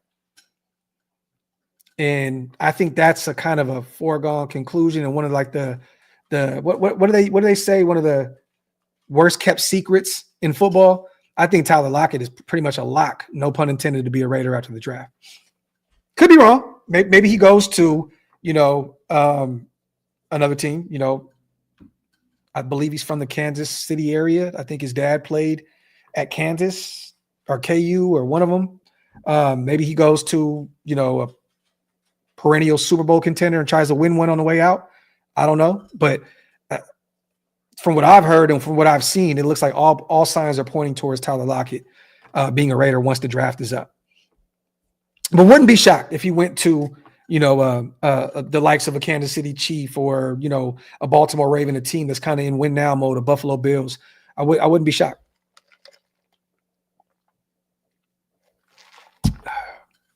Dan, it depends. It just depends. If you take Jeanty, do you really need to take another running back? Maybe they don't double dip, because once again, you still have Sincere on an inexpensive deal, Dylan on a rookie deal. You have Zamir on a rookie deal, and you brought Raheem Mostert on a 1-year deal. if you take the likes of a Jeanty in the first round, I wouldn't be shocked if they waited and took a UDFA. Maybe I think they just go fill needs all across the board in the draft and they wait, because there may be some running backs that actually there's going to be some guys that fall out of the draft completely and end up being some UDFAs that can be really, really good football players. So, I think if they take Jeanty, maybe we go get another one there, or two maybe as UDFAs, and they kind of sit out the rest of the draft or bringing in another running back. If you take a Trayvon Henderson in the second round, maybe you take one in the 6th or 7th, right? You can take a flyer on a Martinez out of Florida, or Miami, Miami, Florida. You could take a flyer on RJ Harvey if he drops, to the later rounds, even though I have him as like a top 4 round guy. Maybe a Raheem Sanders, Rocket out of South Carolina. Be interested to take him in the later rounds and bring him in as like a 1-2 punch with Henderson. I think if we take Jeanty, Dan, I think that we'll allow the draft. I think we'll build this roster up and we'll get another running back in the UDFA class. I really do. I think there's going to be some guys, a ton of talent that are going to fall completely out of this draft because of how deep this class is. Let me see. Someone in the chat says Lobby doesn't make the roster. What do you think happens with Dylan? I think it makes the roster. He's on a rookie deal, inexpensive deal. I think that Chip's going to find a way to utilize him as, a third down back. And I think they're going to have fun with him. And he can also utilize him as a special teams guy. They can return kicks and go out there and give you some reps on the special team side of things. It's an inexpensive deal, you guys. Like Dylan's a 6th round guy that brings a lot of versatility. And I'm not saying this because he's a friend of the show. I'm just being honest here. He's on a rookie deal and he provides a ton of versatility. He can return kicks, give you special team reps, and also give you, be a third down back for you. So I have Dylan making this roster. And, he's, excited. Let me tell you that. I'm not going to go into detail of what he's told me, but he has spoken to Chip Kelly, Pete Carroll and company a ton already. He's excited about what they have in place for him. So, hopefully he goes out there and balls out. Salute to Cap. I understand the concept of smoke screens and such. I'm just praying we don't overcomplicate and overthink it like we've been prone to do. Taking Jeanty, best player available at 6, is a 2+2 situation in my honest opinion. Talk that talk, brother. Talk that talk. Yeah, if Jeanty's there at 6 and you take him, you got a guy that will be probably a top 5 running back in the NFL in his rookie season, and also a guy that can give you a ton of production in the passing game. Cap, a ton of people forget that the year that Ashton had, the year previous to last year, he had a ton of success in the passing game. They kind of just ran him ragged out there this year and turned him into the workhorse running back where his receiving yards dropped because they didn't utilize him as a pass catcher. This guy in Chip Kelly's scheme, they can utilize him a ton out of the backfield, in the passing game and in the ground game. So, you kind of get a 2-for-1 with Jeanty there. I'm excited to see what he looks like at the NFL level, as long as he's not playing for the Denver Broncos or the Dallas Cowboys, or you don't allow him to fall to one of those teams. Let me see. Oh, okay, Rich, my bad, brother. Did I miss a super? My apologies, you guys. The chat is flowing today. We have about 2,000 people in the building. Salute to my guy, 2 Stock right here. Do we make any more free agency moves? No. I would be actually shocked if we made any move before Thursday night. Actually, I think it would be irresponsible to make a move before the draft. There's no reason to. I don't think that any team is really going to go out there and make any moves before the draft. Now, there's going to be a ton of moving and shaking 2 Stock once the draft is over on Saturday, for sure. But definitely after the draft, not before the draft. There will be not one move. I'd be stunned if the Raiders made a move before Thursday night. Let me see. Salute to Foxdale. Wipe them feet, y'all. D. Bernie, I wouldn't be shocked. If Chip Kelly thinks that he can turn him into the next best thing smoking, the next Lamar Jackson, one of those type of guys, if they can if they think that they can unlock all that potential that Jalen Milroe has, I'm not against taking him in the second round if they believe that. I'm not as high on Jalen Milroe as most, but he's a great athlete. He possesses all the traits that, you know, these offensive coordinators salivate at the next level to be able to try to unlock, right? If they take him in the second round, I wouldn't be pissed. And think about it like this too. Let's say we take Milroe, or we take Jeanty at 6. You take Milroe in a second. Can you imagine some RPO situations? You put him out there in year 1 and just allow him to just run the ball. That would be so fun to just, hey, Gino, man, come off the field for a play or two. Let Milroe go out there and utilize his legs. Let's get him involved in some RPO a little bit. Let's you know, I would love it. I would love it, man. And you know, that works in chip scheme. That works in chip scheme. That would be fun. Hey, Gino, just come out for a little bit. Come out for a little bit.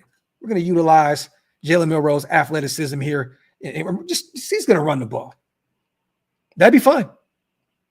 That'd be fun. I wouldn't be shocked. Hey, Jay Raiders, I'd piss people off in Madden. Facts. Facts, man. Facts.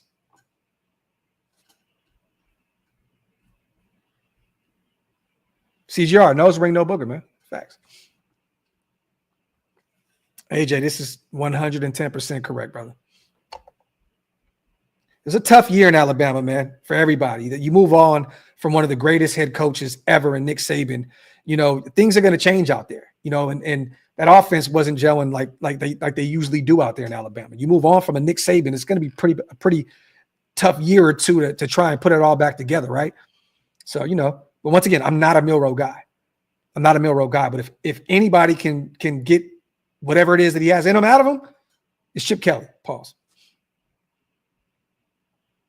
I have a feeling the Patriots are going to burn us one more time before the offseason ends. Hey, man. Two stock, I mean, at this point, right, if they take Jeanty, I mean, are they really burning us? I mean, hey, man, they have the right to do so. You know, I don't think that it makes any sense. I mean, they got Ramondre Stevenson out there. He had a tough year last year, fumbled the football more than you like to see, but they had a terrible O-line. They couldn't run the football out there last year. But they have every right to take him there at 4. But I just have this nagging suspicion, two stock, that Vrabel's going to do the right thing. And because of how deep this class is, I think that he's going to do the right thing. He's going to get a left tackle in Will Campbell. I think that they're going to build the trenches up and protect their guy in Drake May. I just have a nagging suspicion, unless Abdul Carter drops to him, which is damn near impossible to pass up. Vrabel's a defensive-minded guy. I think he runs to the podium. But at 4, I think Will Campbell's the pick. You have to protect your young quarterback. You have to. And if you believe he's the guy, you're moving on already from the Miltons of the world and so on and so forth. You believe that Drake May is the guy, you know, protect him. Salute to two stock, man. Salute to Just Raiders, baby, my guy, man. Graphk, what receiver do you like for us and in what round? There's a few of them. I'm high on a ton of these wide receivers. My favorite guy is Trey Harris out of Ole Miss. If he falls to us in the 3rd round, take him. Big body, ex-guy. You could put on the boundary. Phenomenal athlete. That would be my guy if he falls to the 3rd round, which is very much possible. But I'm starting to hear his name kind of rising up a lot of boards now. So I have him as a 2nd round guy. Now, if you take Trey in a 2nd, would love it. But if not, Jack Beck, if he's there in the 3rd round, take him. TCU, short-handed, wide receiver, 6'1", can move around a little bit, provide some versatility. He never drops the football. Would love to have him. If Luther Burden drops to the 2nd, you guys, I would not be pissed off if the Raiders ran up to the podium to take the young kid out of Missouri. Put him there in the slot, move Brock around. Got Jacoby on the boundary. That'd be fun. That'd be fun. Luther Burden can be a superstar if he goes to the right situation. I hear all the diva talk and so on and so forth. We shall see. But I like Trey Harris there in the 2nd or 3rd round. I like Jack Beck in the 3rd round. I like Torrey Holton out of Colorado State. He's a sneaky ex-receiver in this draft class. If he's there in the 3rd round, they take him. I would not be against it. Let me see. Salute to my guy. Salute to Jason Hunter, my brother, man. I'll see you this Thursday, bro. Gifting 5 OLV Raiders Network memberships, my brother. I salute you, and I appreciate you so much. If you guys missed out on those 5, hit the link. It's pinned up top. It definitely helps us keep the lights on, man, for real. I appreciate all the members, man. You guys are so great, man. And all my guys that always donate the members, it truly helps the channel a lot, man. So salute to Jason, my brother, gifting 5 of them things, man. See you Thursday, brother.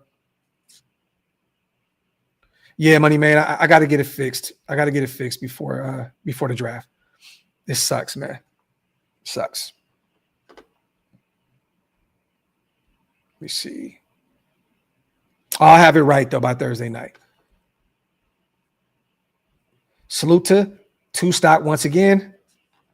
Christian Ellis, Diggs, bad things coming 3s. Oh, okay. Now I get what you're doing. I get what you're doing. Well, I mean, you can add a few more there too. Robert Spillane, right? People were pissed off about that. I mean, you can, a lot of people were very upset with us losing. Who else did we lose today? We lost Marcus Epps. He went there. Chasen, right? I mean, I think there's already 5 of them right now, 2 stock. Honestly. So I think you already have more than 3. Did I miss one, Ty? Did I miss one? My bad, brother. I did not see, man. My apologies, man. The chat is flying today. So salute to you, brother. Let me see. Appreciate you, my bro. Salute to my guy, Ty, one of the GOATs over here at OLV Raiders Network. Appreciate you, man. Salute to all the new members in the building because of my guy, Ty Davis, as well. Salute to my brother, man. Does so much for the channel. I appreciate you, King. Chip can work with AOC. He did it. I mean, look, with Nick Foles. Yeah, he can. Yeah, I get it. I just don't think that I don't think it makes a ton of sense. I don't. Do you guys think that the Raiders are going to go draft Quinn Ewers or draft a Jalen Milroe or draft one of these quarterbacks in this class and have Aiden battle it out for the second spot? This is a new regime. It's a new regime.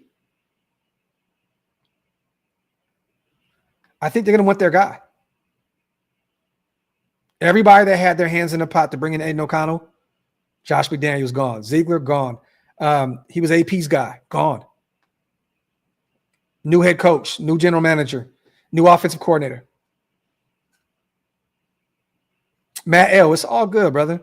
It's all good, man. I appreciate that comment, man. Thank you, brother. He says, Graphk, real talk. Love the show and content. Keep doing you. Keep the fire content. Sorry I don't have the money. It's not about the money all the time, brother. I appreciate you, man. But here, leaving 5 stars. Matt L., I appreciate you, King.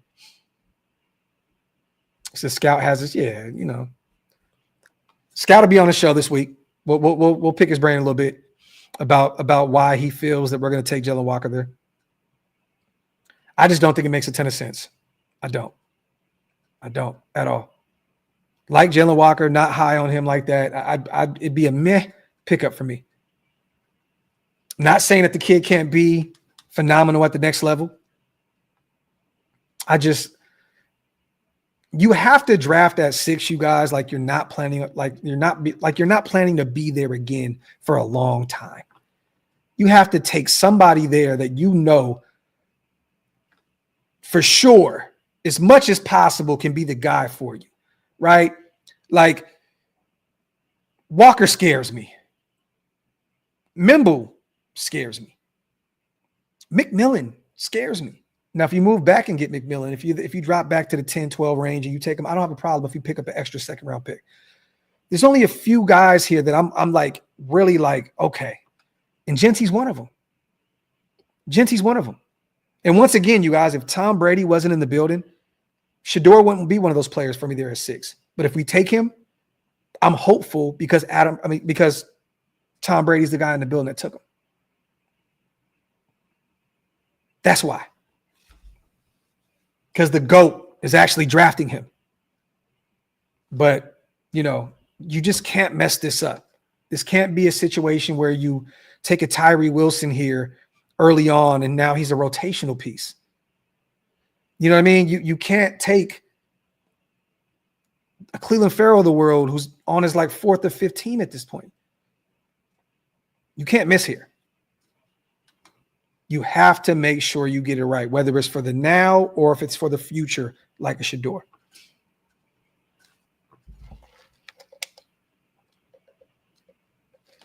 Let me see. Salute to everybody here in the building. But you got to nail this pick 6. You have to. If you don't nail anything else in this draft, you have to make sure that you get it right here in the 6th round. I'm about to call my internet provider right now.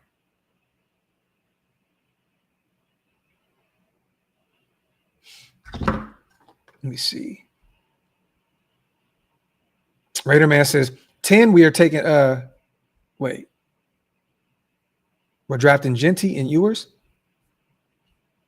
I think that's what you're trying to say. Could you imagine an offense with Ashton Jeanty and Brock Bowers in it? Scary hours, man. Scary hours. Scary hours. I loved it, Gator Don't Play. I loved it. I had a feeling, and I tweeted that I think that they were going to hold off on Rusev because, they usually do returns on the Raw after Monday or Raw after WrestleMania. So Rusev will be there tonight. And then Aleister Black will show up on SmackDown on Friday. So it was interesting to see. I was like, is it going to be Aldis? Is he going to come out? The general manager? When I seen Joe Hendry's music, I thought it was dope. Salute to TNA, man. That was dope for them to get that look. And that was the most goatedest RKO ever. The turn and bow. I thought it was hilarious. Salute to Spoon. My guy, man, gifting 10 of them things, man. My brother, man. Appreciate you, King. Gifting 10. Salute to all the new members in the building. Salute to my guy, Spoon. If you guys missed out on those 10, hit the link. It's pinned up top. It definitely helps us keep the lights on over here, man. Salute to my guy, Spoon, man. That means a lot, brother. Appreciate you, King. Let me see.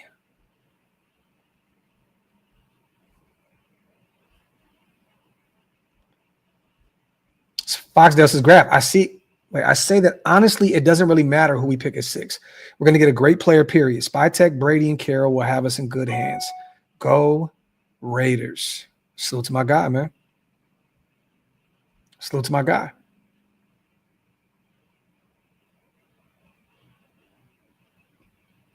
Kevin says, if Shedeur is going to drop like they're saying, then use future picks. Another scenario, what's funny, Kevin, that a lot of people aren't talking about is that, you take the best player available there at 6, and let's say that Shedeur gets past New Orleans there at 10, and, Pittsburgh is sitting there waiting like, man, maybe he does drop to us at where are they at 21, somewhere in that range. Maybe the Raiders come back up if they believe in him. What if the Raiders came back up? We shall see. DeMarcus, Jeanty and Trey Harris would be phenomenal, bro. That would be phenomenal. I would love to have both of those guys in this year's draft class. That would be crazy, bro. Crazy. I just have this feeling that Trey Harris is going to translate to the NFL level and be phenomenal. Phenomenal. We are drafting to win now. Before we were doing it for Carr. Now we're doing it for Max. We do not want to end up like the Browns and Garrett. Salute to my guy on a $5 special, 2 stocked. Salute to my dog, man. Appreciate you, brother. Let's see. Appreciate you, CGR. Means a lot, brother. Yeah, Foxdale, man. Wipe them feet, y'all. Hit them thumbs up. If you guys are not subscribed yet, what are you waiting on? Get a few more questions in you guys before we get out of here. About to hit that hour and a half mark. Don't want to just, talk just to talk. Get a couple more questions in. El Chito, what's funny, man? I thought about that. The media's trashing Shedeur when the Raiders take him at 6 so they can say it's another bad first-round pick, and it's all coming to light. Salute to my brother Thor in the building. Amen. We have to hit a home run at 6. Have to, big bro. Have to.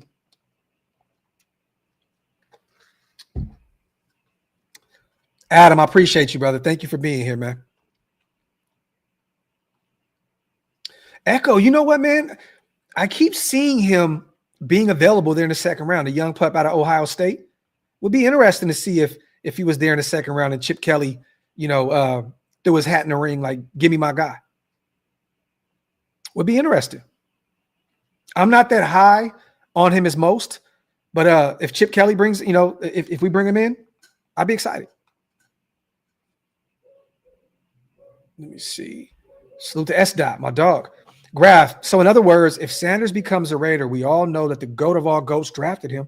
And if people got a problem with it, folks need to eat their feelings in roasted crow right after. Bing. Bing. Bing. Salute to S-Dot, my dog, on a $10 haymaker. He said, when you go to the barber, is it just to hang out and talk, Raider talk, bald problems? What you mean? I'm going tomorrow to get this cleaned up. And y'all not ready for this. You see this? Y'all see it? I actually got hair. Y'all not ready for this. Y'all not ready for this era of Graphk. You're not ready for this era. You see that?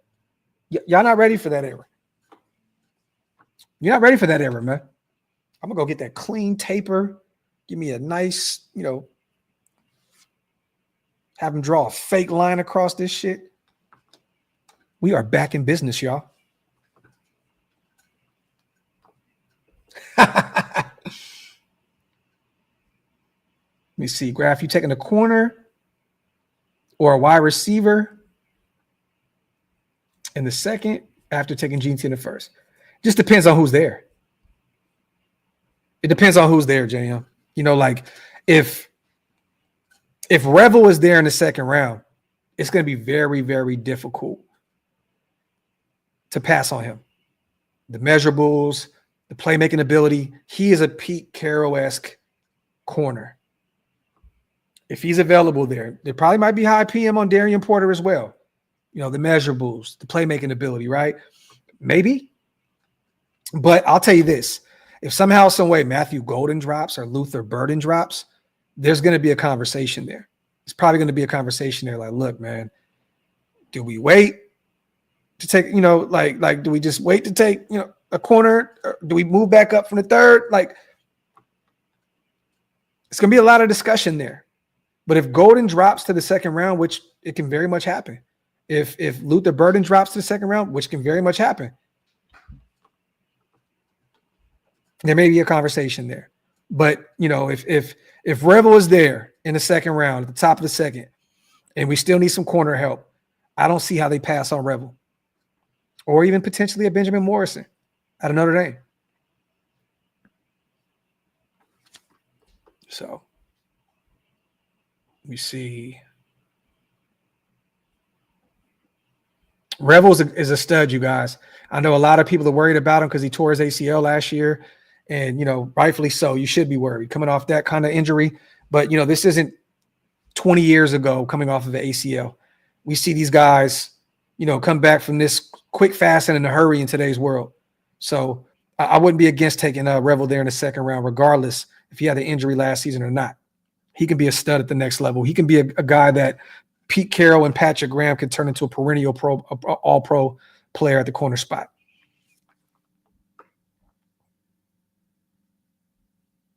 Angel, 2 nose rings. No boogers. No boogers.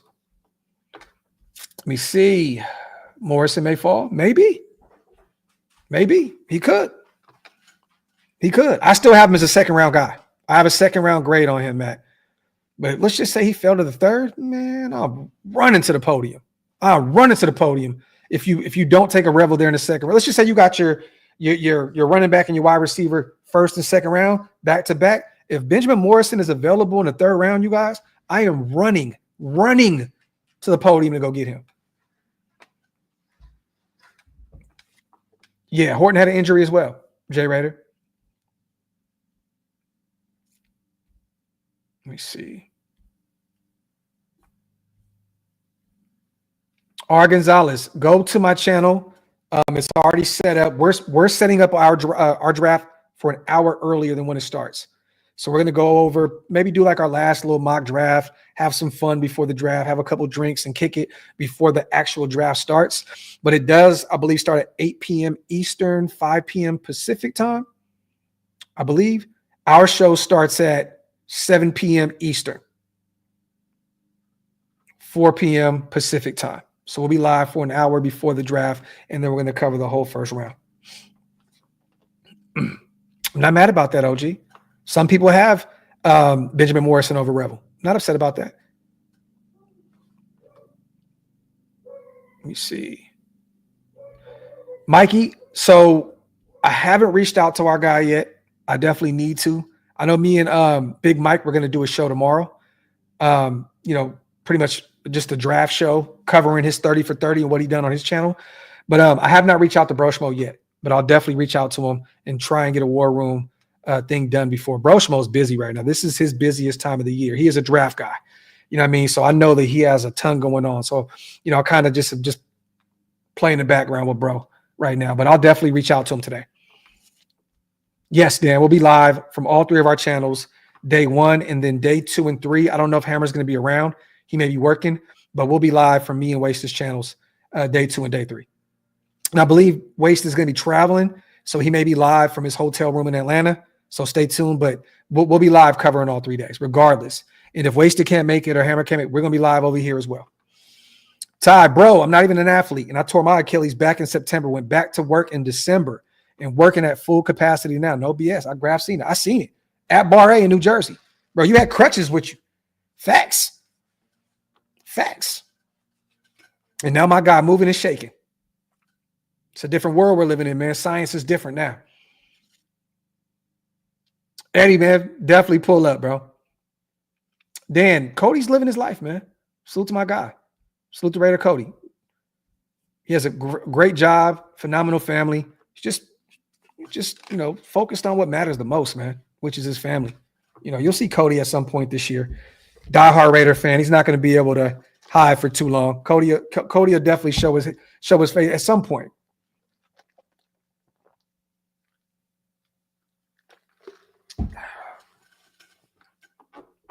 So, Rich, Graphk, do you think Scatterboo could be our Zach Crockett or Tyrone Wheatley if we draft him?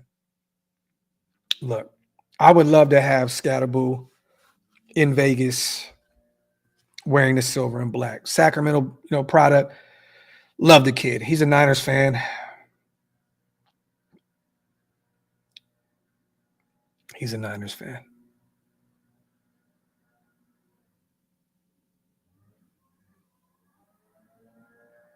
He's a Niners fan.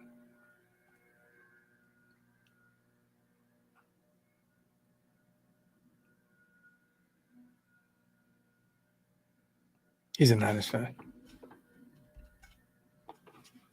Look elsewhere. And I love Scatterboo. Love that kid. Had a phenomenal year out there in Arizona State. Love him. My Sacramento brethren.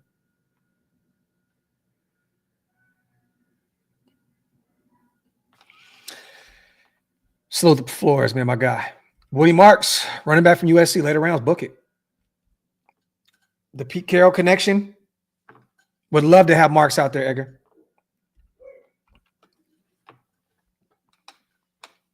The best running back in this draft in terms of the passing game.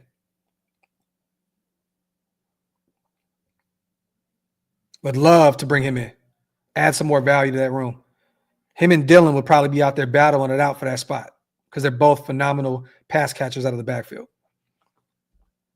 Eddie, I like him too. James as well. Kid out of Oregon. Let me see.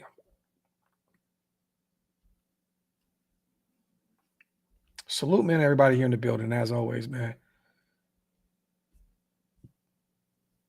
Boom, boom, boom. Let me see. Jeanty was a slot wide receiver before a running back. Now we got all the MILF talk. I don't know where that came from. I see the Mod Father himself is hornifying the chat.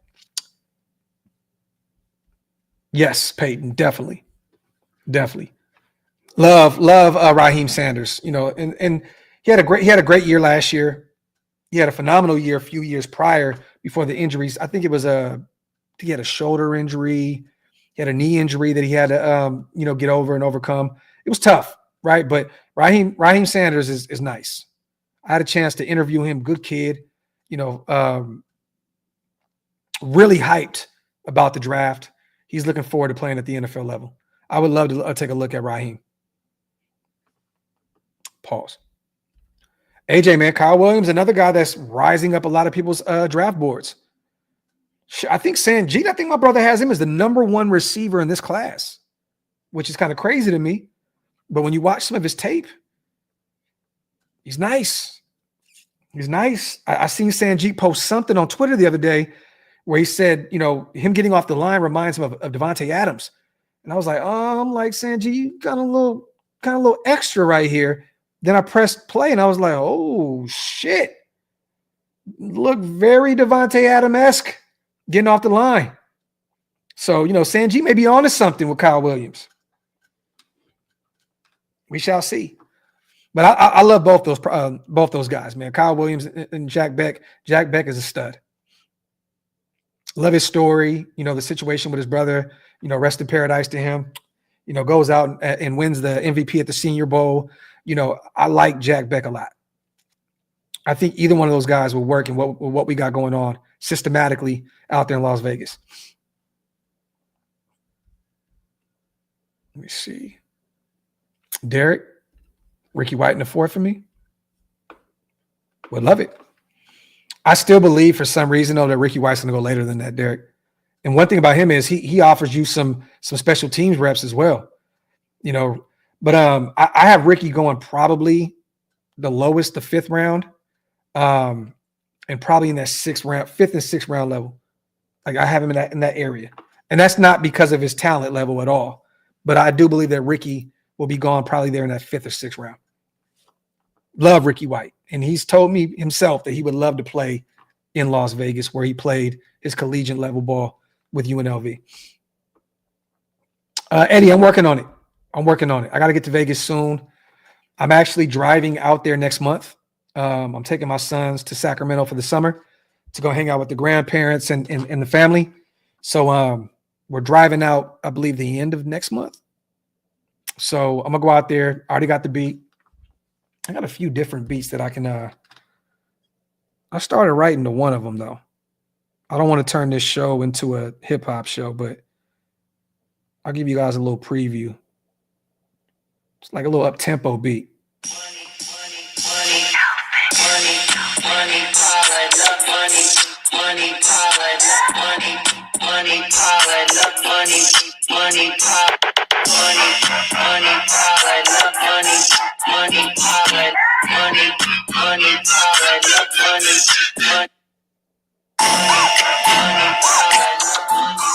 Wrote something to that, and then I got another one that I'm working on.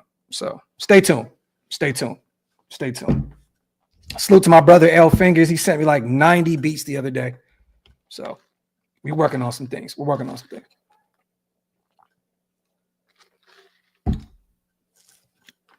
me see. I will not get demonetized. That is an original beat, John Bailey. Let me see.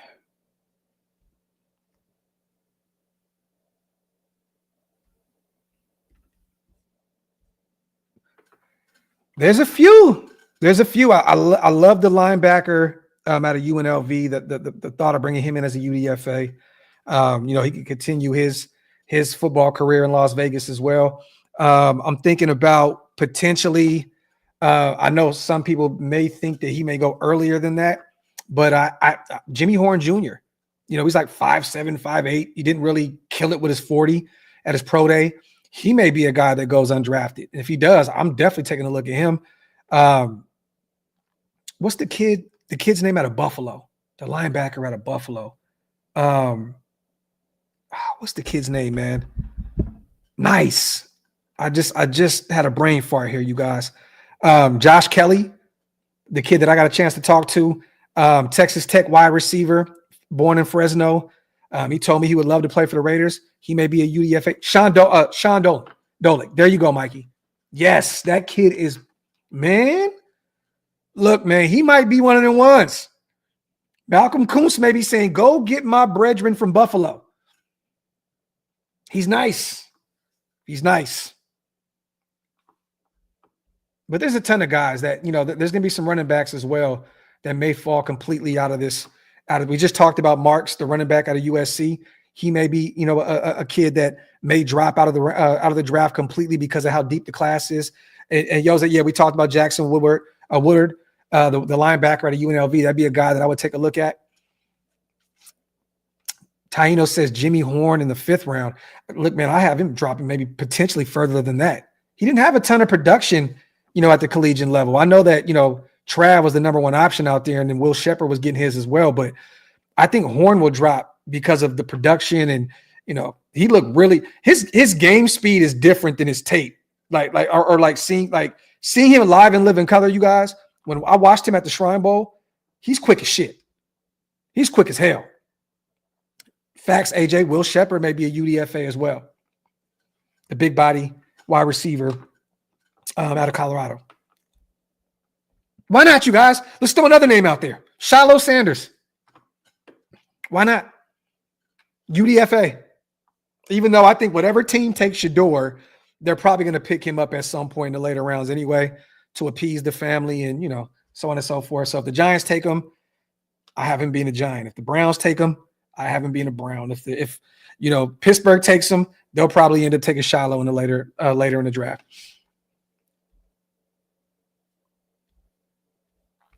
So the S dot. I really want Booker or Membu, but they might be gone. My mock picks are Sanders, Jackson's. You talking about the kid out of Sacramento State, right? That's my guy. Jordan, okay. Sampson, running back out of Tennessee. Travis, guard, and whoever else. Okay, that's a kid, man, that I like a lot.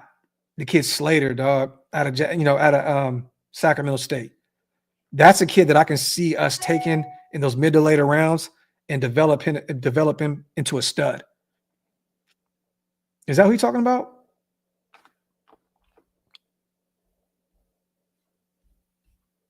Let me see. But in the 2nd round, though, shit.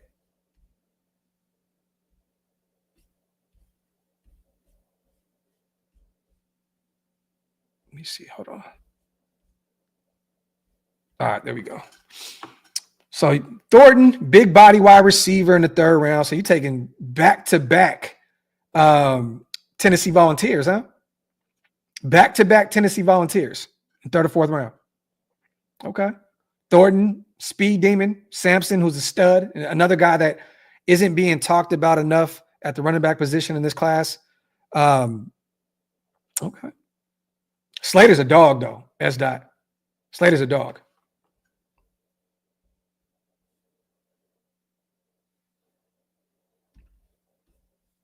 Yeah. See, S. Dot, I have him more as a 3rd round guy, potentially a 4th. And for those who are not familiar with Jackson Slater, you guys, go check out Big Mike's video. He put out a video of Jackson Slater. Really good feedback on him. Go check it out. Small school guy, Sacramento State. That's probably why he'll fall. It's not because of talent. But yeah, I have him as like a 3rd, 4th, maybe a 3rd, 4th round guy. I would love to bring in Jackson Slater. To me, that's like a sneaky S. Dot, like a sneaky Gabe Jackson kind of move. And I know Gabe Jackson went to a bigger school, right? Mississippi State. But I have that as that kind of mid-round kind of a guy that he can come in and be a stud for you for the next how many years at the NFL level on that offensive line. He's a kid that I think could be a starter for you for the next 8 to 10 years.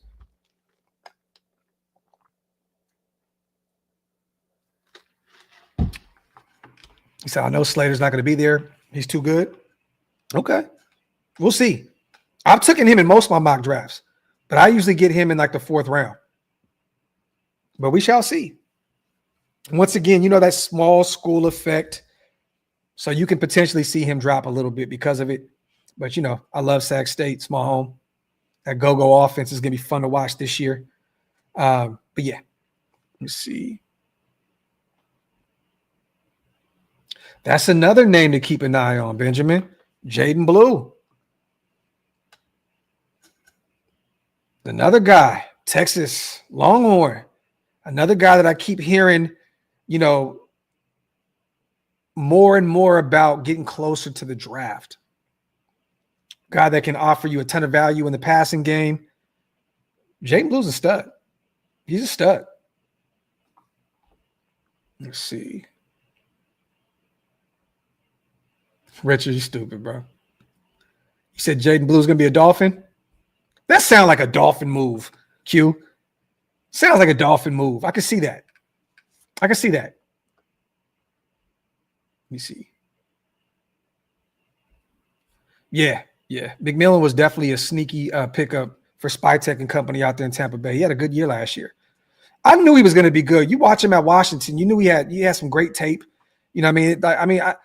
I expected him to be good. Went to a good situation. Baker Mayfield, coming off of a big year. It just made sense. McMillan's going to be a stud for those guys for years to come. You know who I think can be that guy, though? I think it could be Trey Harris. That can be like the Jalen McMillan of this year's draft class.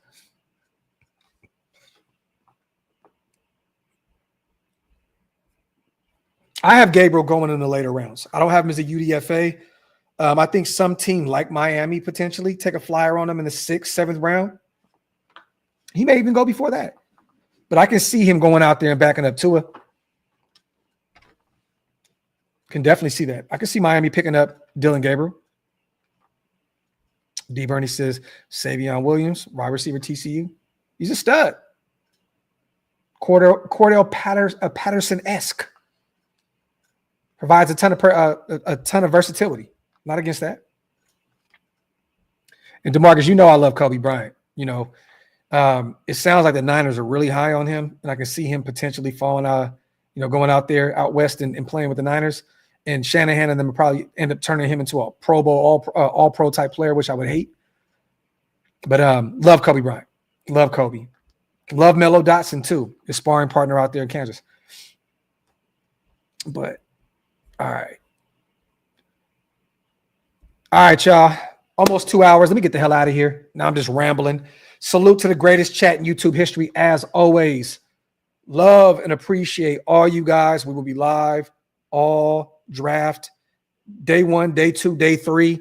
And then tomorrow, me and Big Mike will be live covering his 30 for 30 special on his channel. So stay tuned. Probably live tomorrow night at some point. So make sure, if you're not subscribed yet, you guys, I see a lot of new names in the chat, hit that subscribe button and also turn those notifications on. We will be live tomorrow. Other than that, man, love and appreciate all my people in the chat, all the commenters, all the non-commenters, all the members, all the non-members, all the super chatters, all the non-super chatters. Love and appreciate all you guys, man. As always, let me get the hell out of here. I got some things to do to get prepared for this internet and get prepared for the draft. We out.